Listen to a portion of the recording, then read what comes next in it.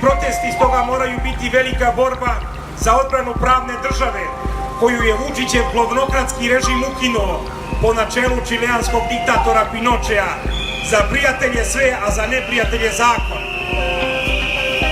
U zemlji u kojoj je sve postalo golo nasilje, od Beograda na vodi do spaljivanja kuća kritičara režima, ne smemo zaboraviti, jedini lek je pravna država.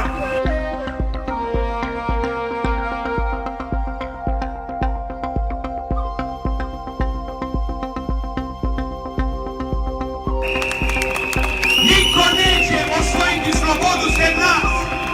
Neće nam slobodu dati ni Rusi, ni Amerikanci, ni Brisel. Nema te slobode bez nas. I ako ovdje uspostavimo vertikalu slobodnog duha, ako osvojimo političke i svake druge slobode, svi će nas tako tretirati kao ljude koji ne poginju glavu pred silom i pred pretnjom ili ucenom. A oni su život pretvorili u prisilu. Egzistenciju su pretvorili u ucenu. A jedina sloboda šta je? Bekstvo. Bekstvo iz zemlje ili bekstvo u sebe. I jedini narod koji ovdje priznaje jeste takozvani njegov narod. A to je oni koji ga glasaju, oni koji se pred njim klanjaju, oni koji ga se plaše. E pa mi nismo taj narod, Aleksandre Vučiću! Svaka nacionalna televizija ima šanse da se iskupi još ovo veče ovdje. Ja vam poručujem svim nacionalnim televizijama, otvorite se što pre! Među vama ima ljudi i čelnih i pravih.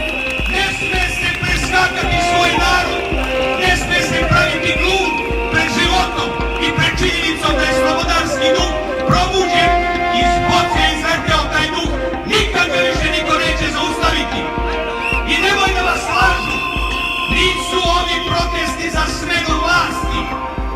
Nas, kao građane, sutra na izborima želimaće samo da li su ti izbori pravedni i da li su po pravilima koji su dostojni života 21. veka. Da imamo pravo na izbor.